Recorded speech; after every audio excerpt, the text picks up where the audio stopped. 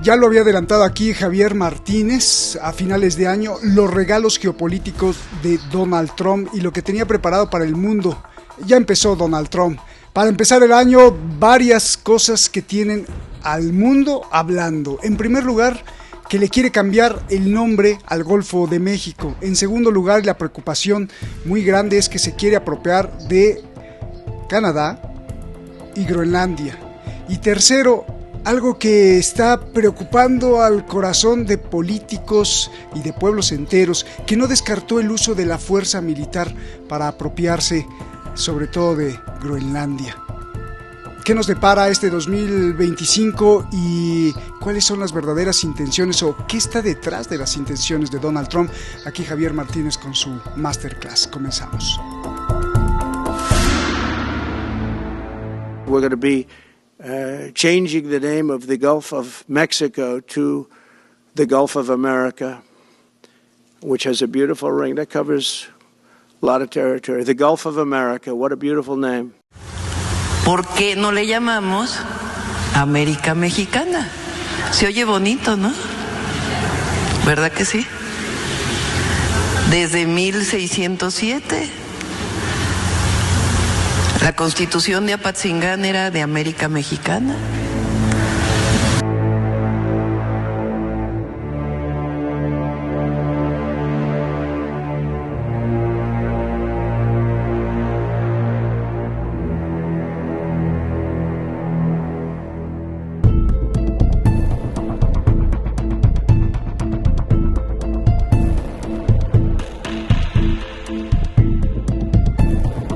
I can't assure you, you're talking about Panama and Greenland. No, I can't assure you on either of those two. But I can say this, we need them for economic security. The Panama Canal was built for our military.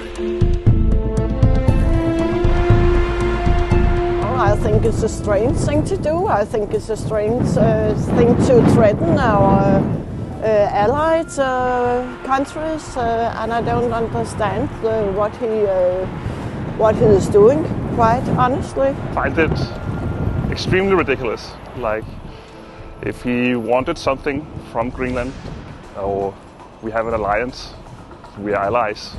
So this doesn't really respect that. He did say something of the same extent 8 years ago, and we all thought it was ridiculous. But I think he's more serious about it now. No, I'm not worried. I mean, apparently he says everything, and you have to stay strong and not to be too much affected by what he's saying.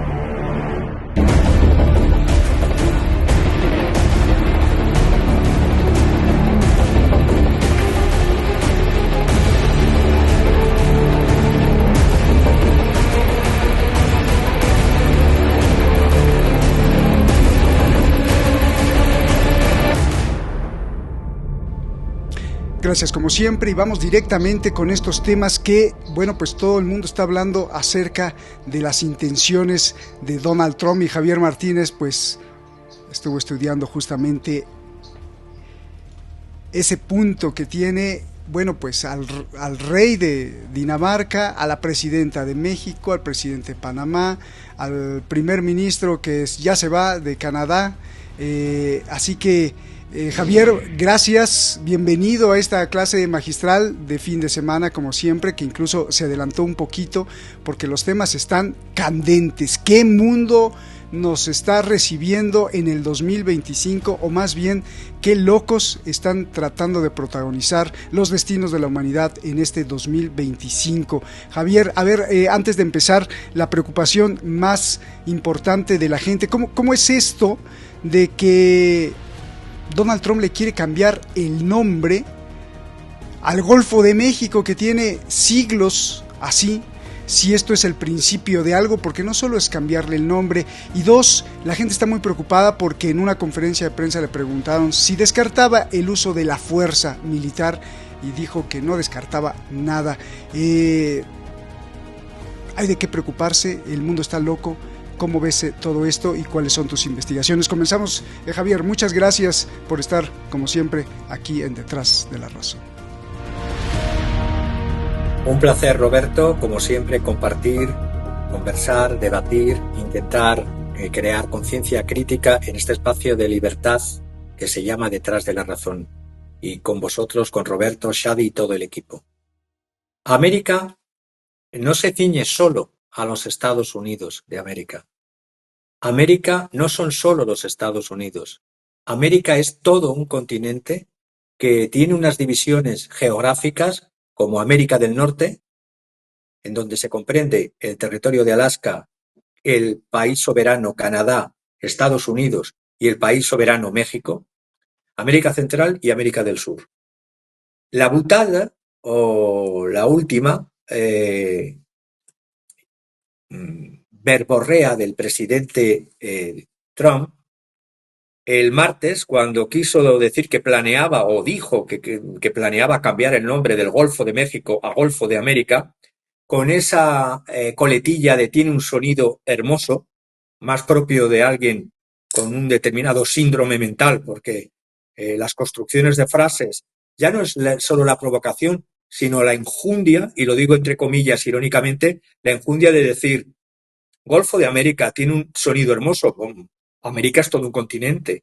Y entonces, ¿qué golfo para denominar sería? El de América es por la identificación que tienen enfermiza y reforzada desde la doctrina Monroe de que América son los Estados Unidos de América.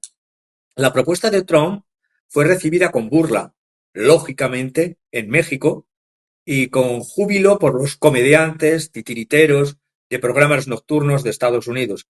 Incluso recordaron que en el programa de la republicana por Georgia, Marjorie Taylor Greene, había prometido hacer realidad ese cambio de denominación. ¿Quién le dio el nombre al Golfo de México? Pues nos tenemos que remontar al siglo XVI. Hernán Cortés de Monroy y Pizarro Altamirano, que nació en España en 1485 y murió en España en 1547. Y fue gobernador durante un tiempo de lo que se denominó el Virreinato de Nueva España. Pero hay que decir que antes de que existiese el propio Virreinato de Nueva España, que se creó en el 1535 y que comprendía todos esos territorios y no existía ni la remota posibilidad todavía en siglos de lo que serían los Estados Unidos de América, esos Estados Unidos de Trump que quiere identificar con todo un continente, apareció en un mapa el término Golfo de México, incluyendo Florida, un mapa de Hernán Cortés que apareció en un libro alemán de 1524, que para quien tenga duda de si existe el libro, les invito a que vayan al Centro de Historia de la Bahía de Tampa, en Florida, Centro Histórico de la Bahía de Tampa, y en agosto de este año 2024 comenzó una exposición de Mapping the American Sea, mapeando los mares con esa aberración de decir de América, una cartografía histórica del Golfo de México, y allí se ve en esa exposición desde agosto del año pasado que el término Golfo de México ya lo utilizaron los exploradores españoles del siglo XVI, repito, apareció impreso en libro en 1524 y es anterior a 1524, y anterior, por lo tanto, a la propia creación del Virreinato de Nueva España, que es de 1535. Por lo tanto, lo que la propia presidenta de México, Claudia Sheinbaum, se remontó a un mapa de 1607, yo recomendaría, con todos mis respetos, a la presidenta Claudia Sheinbaum, que tiene materia para irse incluso más allá del 1607, que hay un libro alemán de 1524 que recoge un mapa anterior a 1524, donde Hernán Cortés lo denominó Golfo de México, y que me parece muy correcta, eso sí, su respuesta, donde en ese mapa se identificaba toda la América del Norte explorada y conquistada como América mexicana. Por lo tanto, que pueda cambiar el nombre del Golfo Trump, por poderlo cambiar, lo puede cambiar. De hecho, hay un precedente. Otra cosa es que quien le quiera seguir el rollo, hablando vulgarmente, y qué uso le puedan dar las personas a ese cambio loco de denominación, que además no sirve para nada. Es como echar tintas de calamar en políticas que no tienen impacto real sobre la realidad. Hay que ver lo que hay detrás, no simplemente las verborreas o las butades o las salidas de tono de un presidente que no tendría precio como clown también. El precedente que quiero decir que ya lo ha hecho otro presidente de Estados Unidos es que los POTUS son muy POTUS en Estados Unidos. Y el POTUS Obama en 2015, para ser más exactos, el 30 del 8 del 2015, es decir, el 30 de agosto, hizo un cambio en el nombre del monte más alto de América, de toda América del Norte, es decir, incluyendo Alaska, Canadá, Estados Unidos y México, es el monte, la montaña de Alaska, el McKinley. Pues bien, lo cambió el presidente Obama por montaña Denali, por hacer un gesto, pero es que la política no son solo gestos ni verborrea. La política son derechos civiles, económicos y sociales reales, no bla, bla, bla. Y el presidente Obama, en esa fecha del 2015, en relación a un gesto a las tribus indígenas, lo mejor que podrían hacer es respetar a las tribus indígenas, no emborrachándolas, drogándolas y exterminándolas poco a poco, como se está haciendo desde el principio de la creación de los Estados Unidos de América.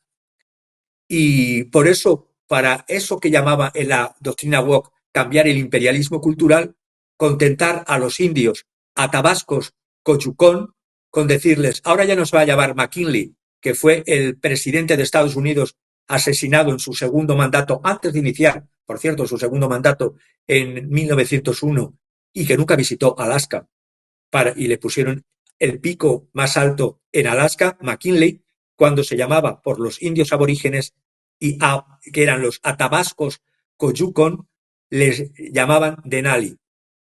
Es decir, ya hay un precedente de un POTUS de Estados Unidos cambiando, pero eso sí, en el interior del territorio de dominio soberano de Estados Unidos, porque Alaska, tras la compra a Rusia, al Imperio Ruso, forma parte de los Estados Unidos de América. Por lo tanto, esto que estamos viendo es un paso más allá, es violar una denominación internacional que está desde el siglo XVI y, en concreto, impresa en un libro desde el 1524.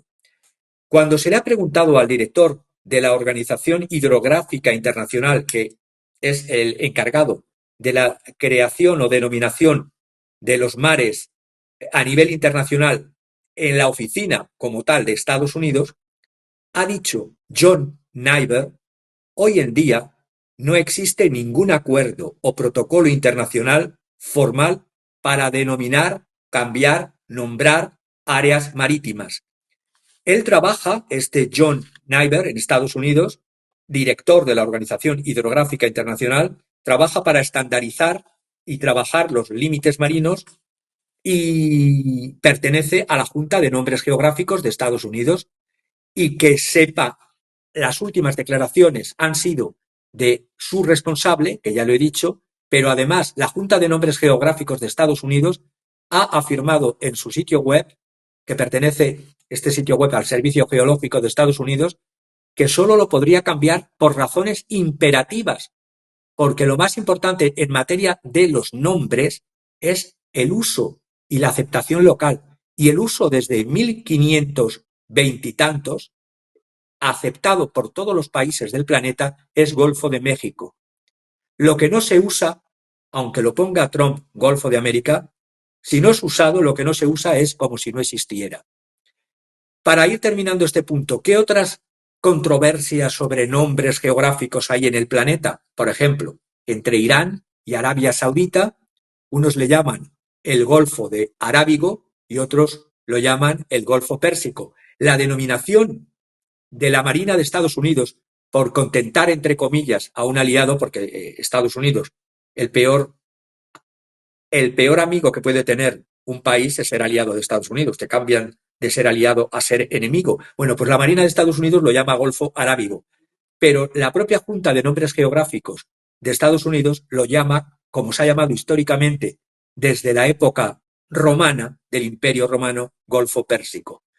Para ir terminando, también existen disputas en mares asiáticos entre Japón, Corea del Norte, Corea del Sur y Rusia.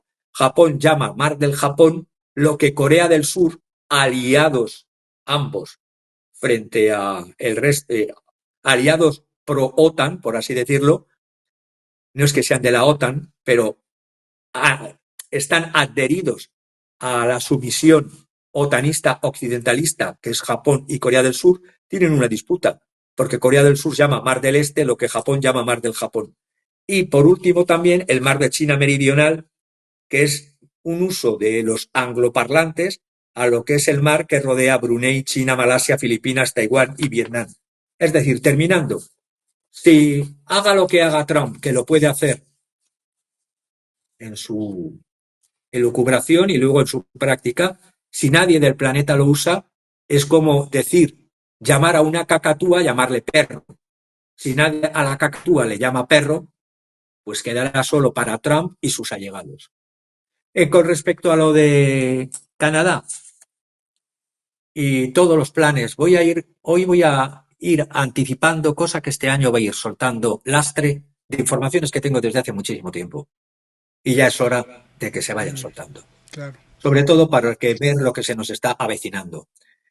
Cuando hemos visto cómo todos los aliados que han hecho de títeres en el occidente globalista van cayendo uno a uno, el presidente Macron de Francia, el presidente Olaf Scholz de Alemania, el primer ministro de Reino Unido, Sunak, y ahora el primer ministro de Canadá, Justin Trudeau. Vamos a ir denominando a cada uno por su nombre. Todos estos colaboradores de el globalismo liberal imperialista que revierte muchas caras y se infiltra en todos los sitios, como voy a intentar probar ahora. El propio Justin Trudeau fue una creación del grupo Bilderberg, de la corporación Power Corporation de la familia Desmarais de Canadá y del World Wide Fund for Nature, WWF. Es decir, ha sido una figura de cartón piedra que han utilizado estos tres grupos, Bilderberg, Power Corporation y World Wide Fund for Nature, antes de que incluso fuese presidente de Canadá o primer ministro de Canadá. Porque en el 2 de octubre, voy a ir dando datos, 2 de octubre del 2012, ya se le estaba preparando para ser el candidato a ser candidato líder del Partido Liberal. Posteriormente, desde ese 2012, ya había intereses por las élites corporativas globalistas por el Ártico, por la ruta del Círculo Polar Ártico, de hacerse con el control de la ruta ártica, y querían utilizar a Justin Trudeau como pieza de clave para una guerra entre Canadá y, por lo tanto, Occidente globalista, OTAN, contra Rusia por el Ártico. Y hay un documento de New Canada, Imperial Arctic Makeover, que no lo puedo desarrollar todo entero, lo iré sacando perlas en cada una de las intervenciones próximas, donde se habla de eso que está poniendo ahora Roberto, de United States, incluyendo no solamente Canadá, Alaska, voy a ir mucho más allá, incluyendo México. Permitirme que vaya avanzando poco a poco.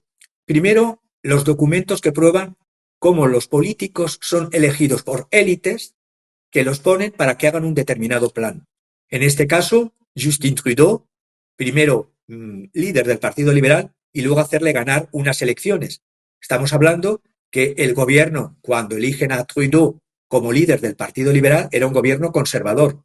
Era un gobierno del Partido Conservador que llevaba 9 años en el gobierno de Canadá bajo la figura de Stephen Harper, que había sido, pensemos, además Canadá tiene un primer ministro, pero tiene como jefe de Estado antes a la reina de Inglaterra, ahora al rey de Inglaterra, porque la corona inglesa y su retrato está en todos los edificios oficiales de Canadá, aunque sea un país supuestamente independiente.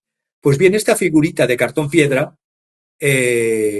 había que sustituir al Partido Conservador por el Partido Liberal, y el Partido Conservador, que había gobernado Canadá desde el 2006 hasta el 2015, en las elecciones federales de 2015 del 4 de noviembre, se vio claramente que el favor que había hecho el conservador durante la guerra en Afganistán de enviar tropas a ser degolladas en Afganistán para uso de los intereses de las corporaciones en Afganistán no fue suficiente. Le quisieron sustituir por un líder nuevo, por esta figurita que era Justin Trudeau.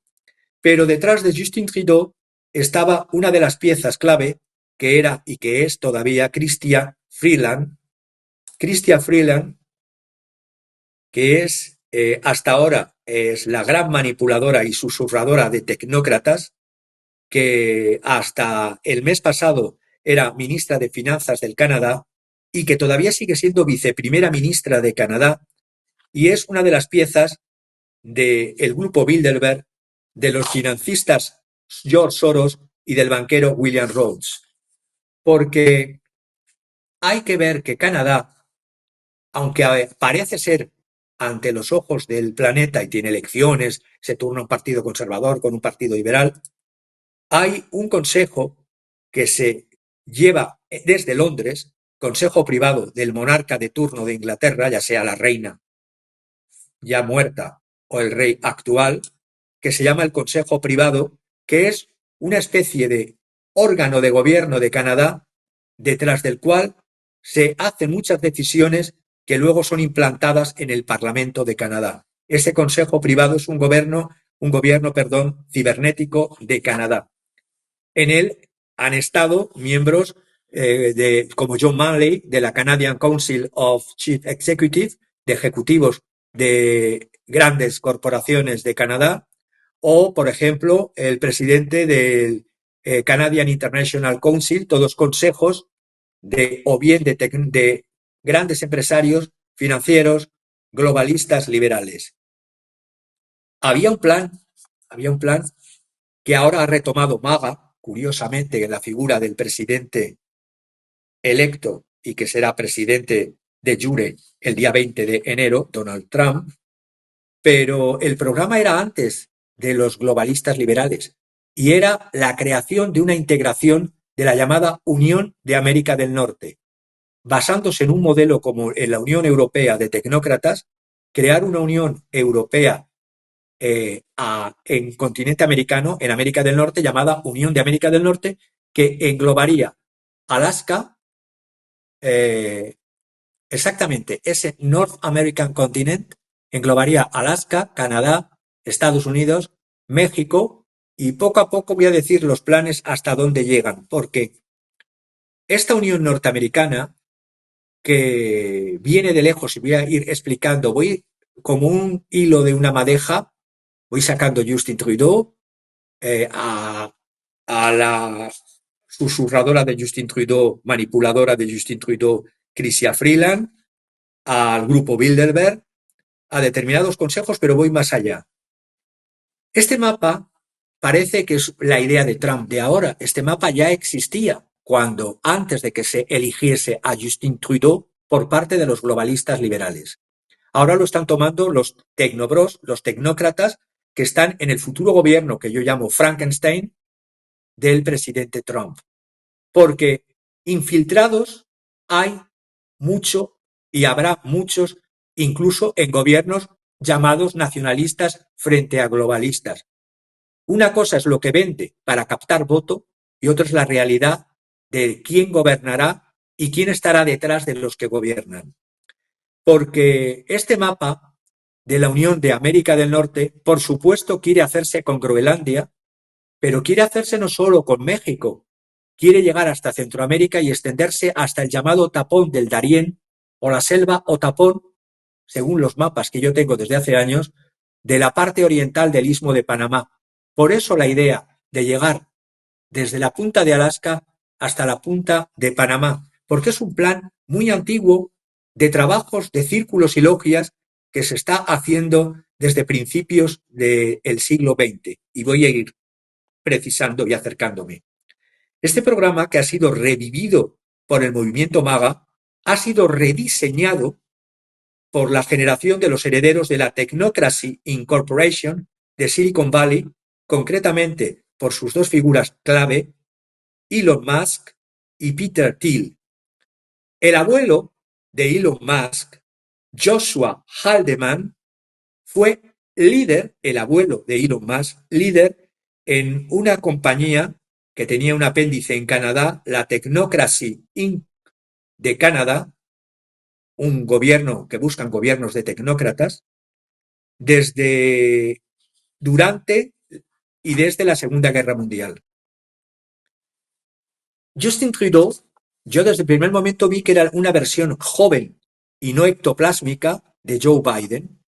Era la versión a utilizar por si fallaba el ectoplasma en los planes y hacerlo directamente a través de la figura del fotogénico, lo digo irónicamente, porque el marketing hasta se construye qué cara tiene que ser el gobernante que rija un país o los intereses de la élite de esos países que son élites transnacionales.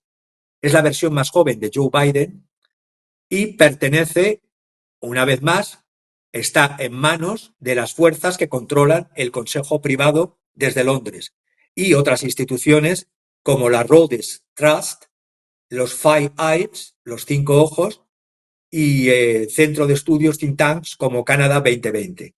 Son todos tecnócratas formados en la Universidad de Oxford, como Mark Carney, Chrystia Freeland, pero es que, curiosamente ahora, los tecnócratas norteamericanos incorporados al gobierno, entre comillas, nacionalista de Donald Trump, el MAGA va a ser fagocitado por estos o es ya fagocitado por estos tecnócratas, porque ya incluyen, como ya tenían en sus mapas anteriores, a Groenlandia, a Canadá, a México, a Centroamérica, hasta el estrecho de Darien, para crear sí o sí esta Unión Europea a la norteamericana. Y claro, ¿cómo se conjuga que un movimiento pro-nacionalista sea capaz de poner a la vez, si se dice que se quiere empoderar a los estados nacionales soberanos, esto está en contradicción con los intereses de los tecnócratas y de los cárteles financieros? Pero los cárteles financieros pagan muy bien y los tecnócratas saben muy bien manejar puestos o incluso les dan puestos como a Elon Musk que no sean ni puestos oficiales desde la sombra. Van a buscar primero acuerdos, sí o sí económicos, sí o sí políticos, primero pacíficos, con las naciones que se resistan a esta agenda que yo siempre llamo de despoblación y muerte. Y, por supuesto, que no se les ocurra coquetear con los BRICS Plus, porque hay que liberar, bajo otro nombre, las potencias del globalismo liberal desgastado que muchos pensaban que con Trump había muerto. Por lo tanto, lo que pasó con Canadá no creo que llegue, pero si no llega es porque han sometido a Canadá y porque han sometido a Dinamarca, aliado de la OTAN, Dinamarca, y que las últimas declaraciones de la primera ministra de Dinamarca es que Groenlandia lo decidirán los groenlandeses. Hombre, sí, tienen concedido desde hace años el derecho de autodeterminación, pero si el derecho de autodeterminación es que venga el señor del pelo naranja y les diga caramelitos, caramelitos, y dejar de ser daneses para pasar a el dominio y explotación de las corporaciones de Estados Unidos de América, poca decisión van a tener los propios groenlandeses, sino simplemente para legitimar lo que va a ser una expropiación, expolio y un robo. Hace 200 años, curiosamente también, los Estados Unidos intentaron conquistar y anexionarse Canadá. Hubo una guerra, para quien desconozca este punto de la historia. En junio de 1812, Estados Unidos, que declara la guerra a amigos, aliados y a quien se le ponga por medio de los intereses de la corporocracia, Estados Unidos en junio de 1812 declaró la guerra a Reino Unido, que entonces Canadá todavía no tenía ese gobierno aparentemente independiente, alegando entre sus agravios la práctica de que Reino Unido tomaba marineros de los buques mercantes de Estados Unidos. Siempre hay un casus belli, como la guerra de Estados Unidos contra España por Cuba, Filipinas y Puerto Rico, que por cierto ahora le repugnan los puertorriqueños y prefiere cambiar Puerto Rico por Groenlandia. Pero bueno, eso es la mentalidad de la anglo-saxon elite, la élite anglosajona. Estados Unidos se oponía al sistema de bloqueos y licencias en 1812 que la corona británica, en lucha contra Napoleón I, Napoleón Bonaparte, estaba en ese momento. Siempre buscan momentos de debilidad de la presa a la cual van a atacar, o bien mediante revoluciones de colores o mediante disgregaciones y conflictos internos, o bien porque estén enfrascados un país en guerra con otro y entonces van a atacar a la presa como hienas. El POTUS James Madison aprobó una guerra relámpago con 3 frentes contra Canadá, pero la perdió. Gran Bretaña, recuerdo y voy terminando este punto, estaba ocupada en la guerra contra la Francia napoleónica. Primero querían adquirir Quebec, luego conquistar Ontario y la ciudad de Montreal. Los británicos controlaban los Grandes Lagos, por lo que podían trasladar tropas y suministros rápidamente, a pesar de estar enfrascados en la guerra contra la Francia napoleónica. Los buscaron, además, el apoyo tanto de los canadienses, de la población canadiense, como de muchas tribus nativas, que no veían a los estadounidenses como libertadores. Estados Unidos tenía un ejército de 12.000 hombres mal entrenados, sin suficiente preparación estratégica en 1812 y muy mala motivación. La realidad es que después de escaramuzas, y no voy a, es una cuestión histórica, que lo he estado leyendo estos días porque se me ha venido a la cabeza esta guerra entre Estados Unidos contra Canadá, los británicos capturaron Fort Dearborn, el actual Chicago, hubo un avance de los propios británicos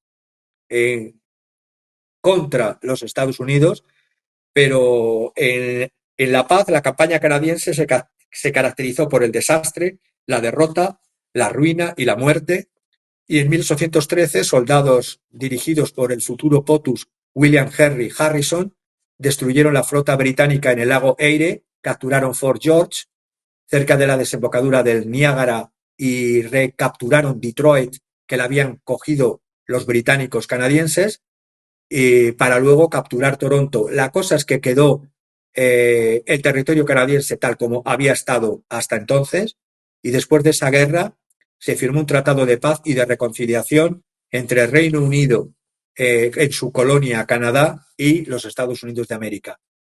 La realidad de lo que estaba comentando antes de la tecnocracia es que a Elon Musk se le puede calificar de todo, en lo bueno y en lo malo. A Elon Musk muchos le ven no solamente como el CEO de Tesla Motor y de otras compañías, algunos le consideran incluso, de verdad, la mentalidad de algunos ciudadanos estadounidenses me sorprende cada día más, porque veo carteles que me han enviado en los que pone "In Musk we trust", es decir, en Musk confiamos, como si fuesen un salvador divino de la humanidad. Es una ciudadanía muy llena de mesianismo político, necesitan mesías. Otros, al contrario, lo ven como un anticristo y le ven como la imagen andrógina del Baphomet en público también es verdad, porque en los bailes de disfraces que hace se viste con símbolos satánicos. Incluso su propia madre es muy abierta a los cultos de la Wicca y de la brujería y de la simbología satánica. O su última esposa también a la brujería transhumanista. Pero quitando Mesías y demonio, la mayoría de la gente con la lógica normal le ve, entre comillas, algunos como un genio, otros no tan genio, porque tiene muchas ayudas o ha tenido, genio libertario, que ha inventado, sí, más de 18 patentes, atribuidas a su nombre, atribuidas, ha ejercido sus habilidades personales para emprender Tesla, PayPal, Solar City, Starlink, SpaceX, y la segunda persona más rica con menos de 50 años en hacerse con el podium de la segunda persona más rica del mundo. Por lo tanto, no creo ni que sea un salvador mesiánico, como muchos le ponen in mass we trust, y tampoco el anticristo. Tampoco creo que sea un genio hecho a sí mismo, ya que hay fuerzas que le han apoyado desde antes de ser el gran inventor de Silicon Valley. Es curiosa la ideología que tiene del ser humano y de él mismo, porque no se considera un robot espiritual. Y dice que tanto él como todos los seres humanos, la naturaleza humana, es simplemente no algo biológico, no algo natural, sino un algoritmo complejo que rebota en una simulación de realidad virtual. Esto es lo que... Pero detrás de los tecnócratas hay sociedades secretas. Y estas sociedades secretas, por ejemplo, el propio padre de Elon Musk era miembro de la sociedad fabiana, de la Fabian Society, llamada formalmente la Liga de Reconstrucción Social, que formó un partido en Canadá, porque el padre de Elon Musk era de Canadá, la Federación Cooperativa de la Commonwealth en 1933, el padre de Elon Musk, Joshua Haldeman, estaba relacionado con los 5 becarios de Rhodes, de la Fundación Rhodes de Oxford, que fundaron la organización ligada a la Sociedad Fabiana de Canadá. Buscaban en el manifiesto de Regina de 1933, un manifiesto de los fabianos canadienses y de las logias canadienses, que surgiese desde el año 1933 un orden tecnocrático dirigido por expertos en la época de la Gran Depresión. Era una comunidad supuestamente un orden económico planificado, entre comillas socializado y gobernado por tecnócratas y nada de democracia. Era además una gobernanza que decían de expertos, ¿os acordáis de los expertos con la pandemia? La gobernanza científicamente gestionada por la Federación Cooperativa de la Commonwealth.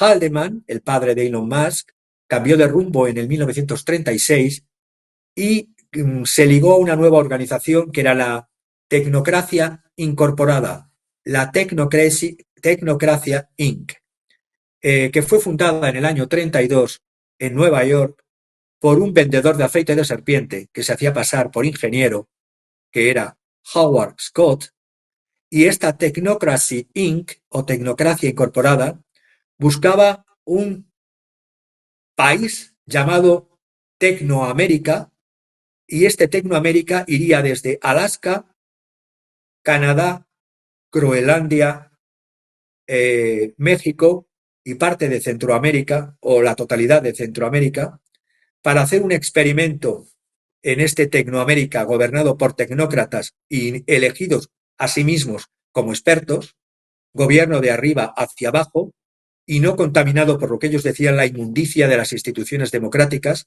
o de las ideas capitalistas del motivo de lucro. En los mapas que ya tenían desde los años 30, que yo he consultado, le llamaban a este nuevo país Tecnate o Tecnato of America, Tecnate of America. Y en este mapa de Tecnate of America, repito, está Groenlandia, desde los años 30, Groenlandia, Alaska, Canadá, Estados Unidos, México, todos los países soberanos de Centroamérica y parte de Colombia, del norte de Colombia y del norte de Venezuela, es decir, más allá de Darien. Esta Tecnate of America iba más allá, por lo tanto, de los 50 estados de Estados Unidos, más allá de los 50 estados, abarcaba, repito, mapas desde los años 30 de México, Canadá, Groenlandia, América Central, gran parte de América del Sur, ya he dicho, parte del norte de Colombia y de Venezuela. A este país se les llamaría Tecnate América o Tecnate o Tecnato de América. En sus reuniones de pseudologias no se llamaban por su nombre, sino se reconocían por un número y por una letra clave. Por ejemplo, el padre de Elon Musk, Joshua Haldeman, era conocido como el 10450-1, es decir, 10.451. Y en los mítines que daban por distintos países y centrándose en Estados Unidos, en California, se presentó en vez de con su nombre como 1X, 1809X561, como si fuesen...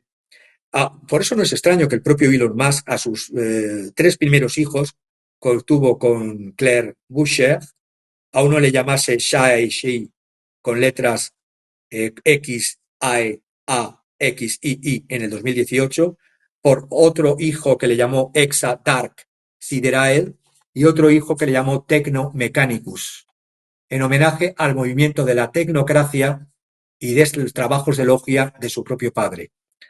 Por lo tanto, todo esto que está haciendo MAGA está siendo fagocitado por la alianza de los tecnócratas, los nuevos fabianos en América y los nuevos experimentos de investigación social de la sociedad fabiana que vuelven al poder bajo otro nombre y supuestamente con quien iba a acabar con los globalistas liberales, pero ahora se van a llamar de otra manera. Se van a llamar especialistas, técnicos y todas las maravillas que queramos decirles. O sea, Javier, que podemos decir que el perfil masónico, el perfil de la sociedad fabiana de antaño, ha usado a través del tiempo a la izquierda para imponer sus decisiones, luego ha usado a la derecha, luego a la izquierda, luego lo que sea, y ahora parece ser como que le está tocando otra vez a la derecha porque Elon Musk, fíjate cómo todo está relacionado y cómo lo exhibes esta maraña. Elon Musk está en Europa atizando, poniéndole leña al fuego para darle mucho poder a la ultraderecha.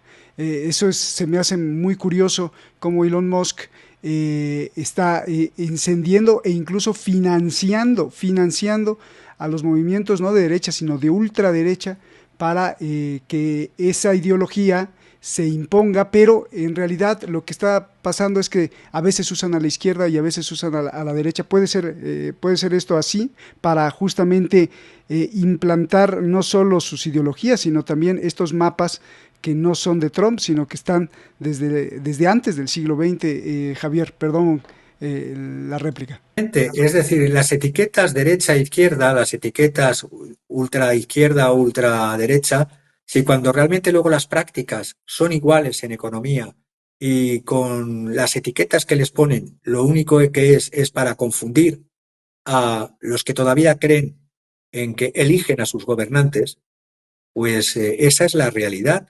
Es decir, y luego los que creen que la OTAN te va a defender de Rusia, es decir, los daneses diciendo, uy, que nos va a invadir Rusia y quien te va a quitar parte de tu territorio llamado Groenlandia es tu aliado llamado Estados Unidos. ¿Por qué?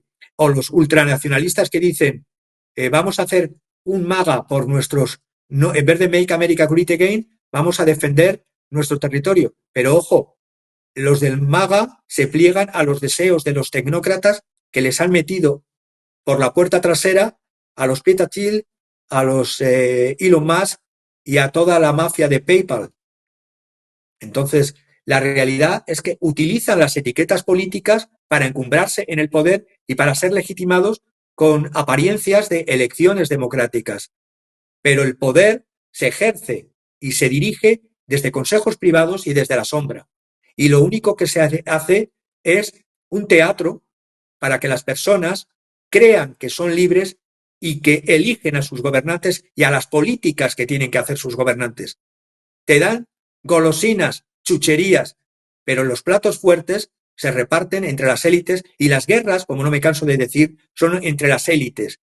Es ahora la guerra que está entre esta élite tecnocrática de los hombres de la mafia de PayPal, de Silicon Valley, frente a los antiguos que controlaban el complejo militar industrial, que eran las compañías, las Boeing, Raytheon. Estos van a seguir teniendo su peso específico, pero minorado por la entrada de nuevas élites en control de una nueva reorganización del Pentágono. Pero esto no va en contra, tienen que vender un discurso. Tienen que vender el discurso de que América para los americanos. Pero ¿qué le va a beneficiar al americano medio el tener Groenlandia? ¿Cómo le va a beneficiar al aliado de la OTAN saber que no necesita la invasión de un enemigo, sino que tu propio país principal de la alianza es el que te quita tus derechos territoriales y soberanos? ¿Cómo le va a sentar a los mexicanos que digan que yo, país, Big Brother del Norte, cambio la calificación de los capos de la droga, de la persecución del narcotráfico, y lo califico en derecho internacional como terrorista para permitirme el acceso sí o sí a territorio mexicano para perseguir a estos terroristas con fuerzas norteamericanas? ¿En qué beneficia no al solo pueblo? eso, Javier, para apuntar ahí, es que no solo eso, porque es un enroque perverso, porque por un lado dicen que los van a atacar y por el otro lado la DEA y la CIA los organizan aquí dentro de México para que la sangre se quede aquí en México en la lucha por el poder y no en Estados Unidos. O sea, es tan perverso, tremendamente perverso. ¿O es que se quiere la isla de Groenlandia para deportar a las deportaciones masivas a todos los que están en territorio, ilegalmente en territorio de los Estados Unidos? Les van a decir, o te vuelves a tu país o te llevo a Groenlandia, que es un territorio de millones de kilómetros cuadrados, la mayor parte helado, congelado, con una población escasa de 60 y tantas mil personas. Por lo tanto, si hay que deportar 1 millón, 2 millones, ¿a dónde los llevamos? ¿A Alaska? No, a Groenlandia, que para eso es una isla casi continental. Porque la realidad... Ya le están vendiendo que la democracia, ¿no? Sepárense, sean independientes a los pobres groenlandeses, digamos. Es que hay una bomba de relojería con el tema de las propuestas electorales de el MAGA, por una parte, en contradicción, como ya vimos la semana pasada, con los tipos de visas que se quieren dar por parte de los tecnócratas a determinados extranjeros, pero que cumplan con unos requisitos de formación, a esos sí, pero al resto no se les da visa, se les expulsa o se les confina o se les envía quién sabe dónde. Porque la realidad que ni el buenismo de los demócratas, ni el aparente malismo o poner cara de perro de los republicanos trumpistas realmente lo hacen en favor del pueblo, porque la apertura de las fronteras con el laxismo y la mala praxis de la administración Biden, lo único que ha hecho es ir creando las bases de justificación para el endurecimiento de políticas internas en Estados Unidos y de control a troche y moche de la inmigración, no solamente de la ilegal, sino de la legal, y de la justificación tras los ataques terroristas que preveo que van a utilizar para endurecer las leyes de seguridad interior. Porque la seguridad de Estados Unidos está representada, para mi parecer, con eso del Trump 1.0 que iba a construir ese muro. Es un muro de papel, de pasta de papel, donde realmente la complicidad de los servicios de las guardias, la complicidad y la crueldad, las dos cosas. Primero, la complicidad vía ganancias de extorsiones de dinero, y luego la monstruosidad de los que meten a niños y a adolescentes en jaulas, eso es algo que ha pasado, pero no nos imaginamos lo que puede volver a pasar. ¿Por qué el año 2025 es, para mi parecer, como el principio de una serie de varios ataques que se van a dar?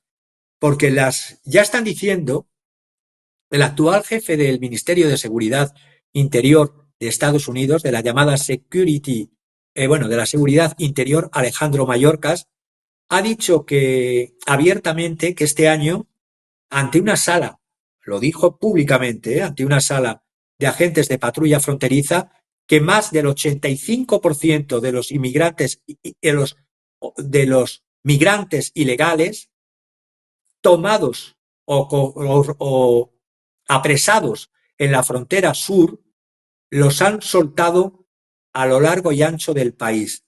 Esto lo ha dicho a Fox News Alejandro Mayorkas, que es una frase muy envenenada y que da para mucho. Porque si esto es verdad, la puesta en libertad no ya del 70%, como se decía, sino del 85%, sin saber o sin filtrar quiénes han entrado, está dando pie ahora para decir que hay informes que dicen o que indican que al menos 400.000 criminales conocidos han traspasado ilegalmente la frontera bajo la presidencia de Biden y que 13.000 de estos inmigrantes eran asesinos condenados por delitos de sangre. Y claro, a todo esto, esta preparación de relato, ¿a qué se te viene a la cabeza? Porque claro, el Ministerio de la Seguridad Interior no publica más que datos limitados, los publica ahora. Los migrantes que figuran sobre lista de vigilancia como terroristas, a esos aparentemente sí que los han retenido, aparentemente, porque luego les ponen de presidentes de la Siria liberada, aunque estén en las listas de terroristas. Y la izquierda política afirma, por eso las luchas de poder de las élites y las falsas etiquetas de derecha y de izquierda, la izquierda política dice que no ha habido ningún ataque terrorista bajo la vigilancia de Biden. Pero qué casualidad si ahora los empieza a ver. ¿No es casualidad también? Si empieza a haber ataques terroristas y se empieza a hablar de la saturación otra vez de inmigrantes ilegales que conduce inevitablemente a posibles, como ya hemos visto, a primero de año. Pero estos ataques terroristas de primero de año no era de inmigrantes, eran de ex soldados o ex boina verde de los Estados Unidos. Es decir, la fabricación de terroristas en Estados Unidos no necesitan de la importación, los fabrican ellos mismos. La realidad es que las tensiones geopolíticas y la apertura de fronteras yo creo que va a ser inevitable porque va a ser buscado y provocado varios atentados en Estados Unidos para buscar las razones y no solamente por eso, la vuelta de los excombatientes, de los frentes abiertos, de todos los, entre comillas, voluntarios occidentales estadounidenses que han estado en la guerra en Ucrania o en las guerras en Oriente Medio, cuando vuelvan y como vuelven, no solo dañados físicamente, sino dañados psíquicamente, luego va a ser problema también de los inmigrantes ilegales. Por eso yo veo que es una bomba de relojería lo que va a pasar en esta contradicción de este gobierno que se dice por una parte nacionalista, Make America Great Again, por otra que mete a miembros tecnocráticos libertarianos ligados a logias globalistas, y por otra parte las contradicciones entre los gigantes petroleros y gasísticos que manipulan los datos para permitir una ley, y con esto quería terminar esta parte antes de meternos en el cuadro. Es un proyecto de ley que ha llegado a mis manos estos días, un proyecto de ley bipartidista entre los senadores Joe Manchin, demócrata por Virginia Occidental, y John Barrasso, republicano por Wyoming, destinado para acelerar, antes de la llegada de Trump y de la renovación de las cámaras del 20 de enero, lo que se llama en ese periodo de pato cojo, en una sesión de pato cojo, son esas sesiones en las que se hacen entre las elecciones de noviembre y antes que el nuevo Congreso comience y antes del mes de estos días que quedan de enero. Se está buscando en esta semana que este proyecto de ley Mankin-Barrasso acelere los permisos que quieren la American Petroleum Institute y que quieren muchas corporaciones porque dicen que es necesario hacer más permisos de explotación, como si no fuese suficiente autoabastecido los Estados Unidos para sí mismos de gas y petróleo. Es todo. Esta ley, si quieres, lo vemos otro día con un detalle, pero veo otro tremendo manipulación a través de la utilización de las catástrofes naturales, como en Texas, y la del verano, el huracán Beryl en el verano pasado, ¿sí? Y cómo incrementar los precios de la energía a los consumidores de Estados Unidos y cómo querer hacer business de desgracias y cómo querer hacer business incluso con cámaras que se están renovando. Es decir, la democracia realmente, un hombre, un voto, un programa, un político, es un mito.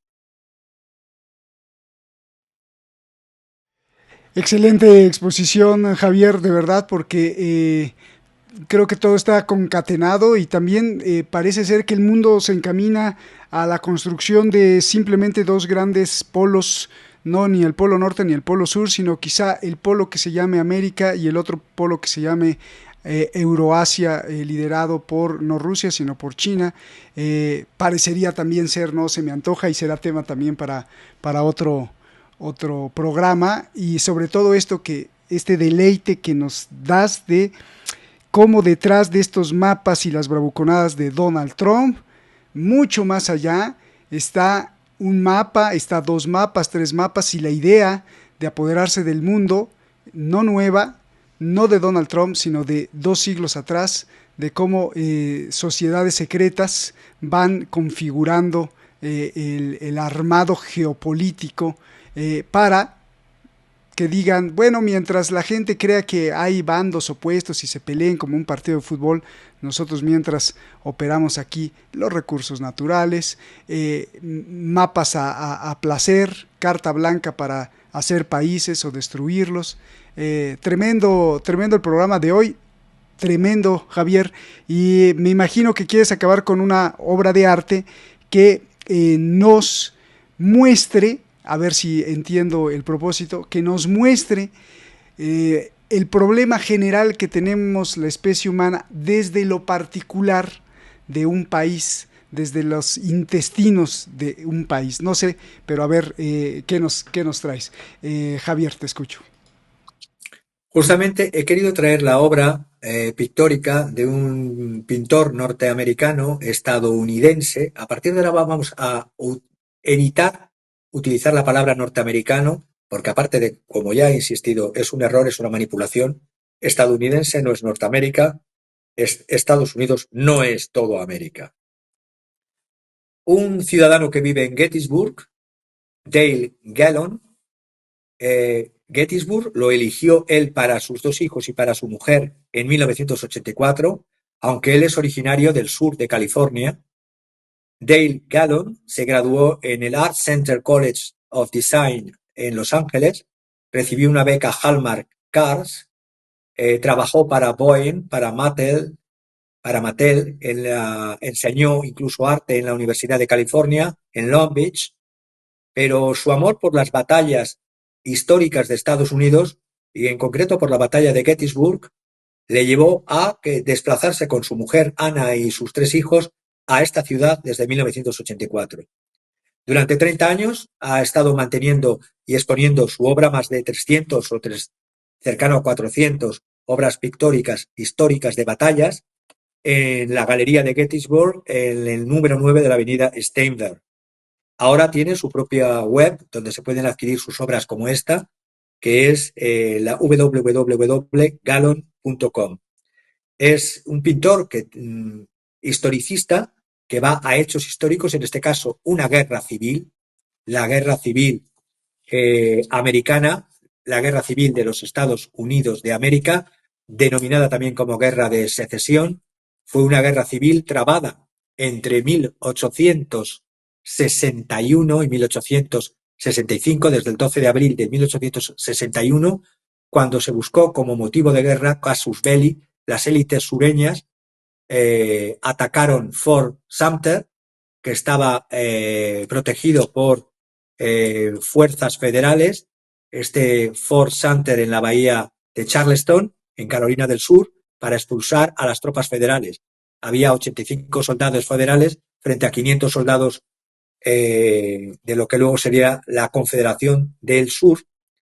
Y aquí vemos cómo se manipula a las personas, a los ciudadanos de entonces un primer país que se había hecho independiente de la corona británica, Estados Unidos, como en el interior de la lucha de sus élites, y unos abogando porque era para luchar contra la esclavitud, los del norte. Bueno, es que la esclavitud les salía más cara a los del norte ya con el proceso de mecanización y el tipo de economía industrial que tenían, y los del sur que querían mantener la esclavitud como mano de obra esclava para sus plantaciones. Entonces, en esta guerra que produjo muerte de 750.000 soldados estadounidenses, aquí curiosamente se inventó la palabra OK.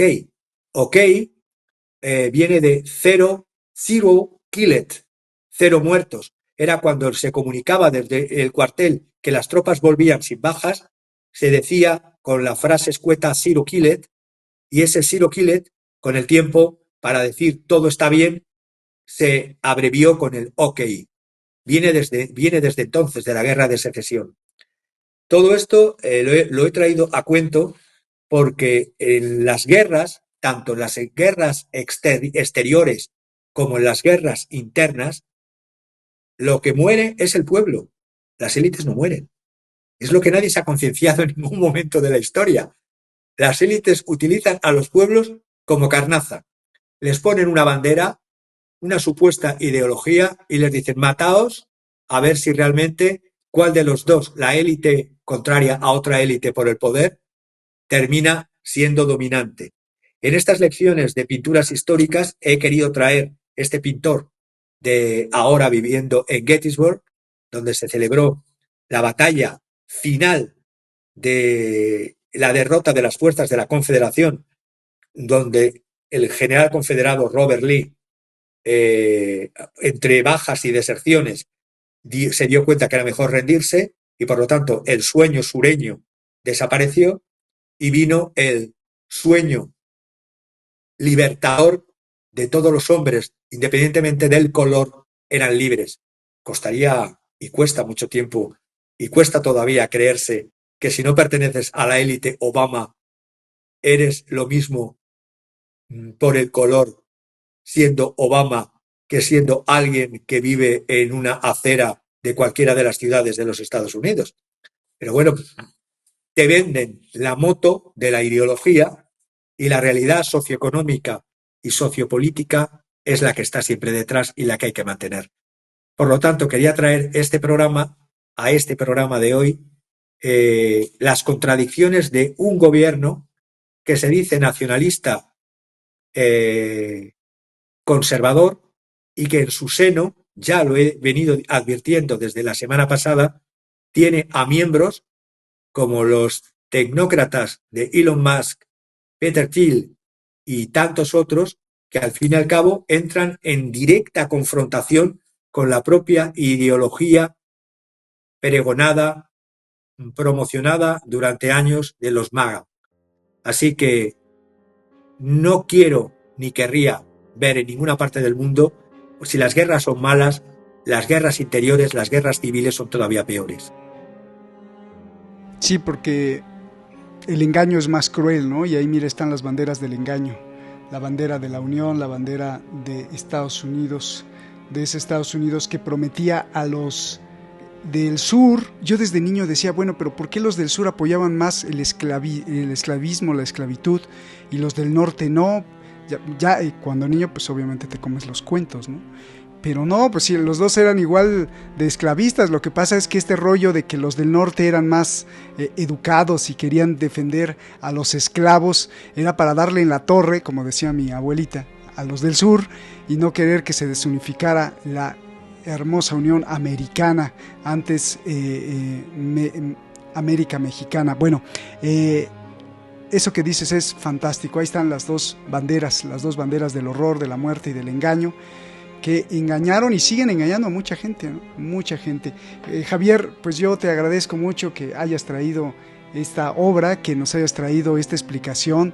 Esto del OK me parece fantástico, y lo más importante, me quedo con este sabor de boca de cuidado, Donald Trump solamente es un títere y está solamente emulsificando, haciendo emulsiones de las ideologías de antaño y las inquietudes de antaño de querer, porque lo han hecho, de querer poco a poco irse imponiendo, como aquí en México también, que muchas veces nos echaron el rollo hace 2 siglos de que la libertad y era lo mejor para el pueblo, y darle voz a los indígenas, sí, pero no era por eso, sino era por quitar de encima el reinado de los europeos, y así han engañado a todos los pueblos del mundo. Muchas gracias, Javier, un abrazo gigante, y bueno, qué inicio de año, qué inicio de año, porque ahora el año 2024 fue año como de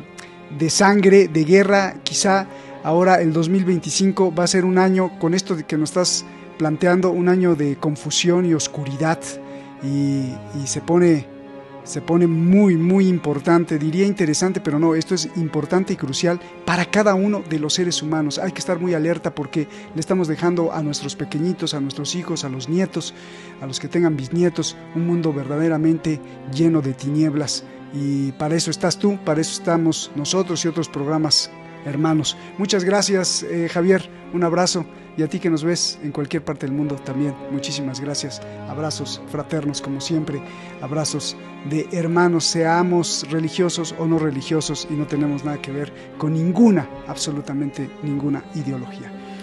Gracias, Javier, abrazo, me da mucho gusto, me voy con un gran sabor de boca el día de hoy, y feliz año nuevo, aunque le pese a quien le pese. Hasta la próxima.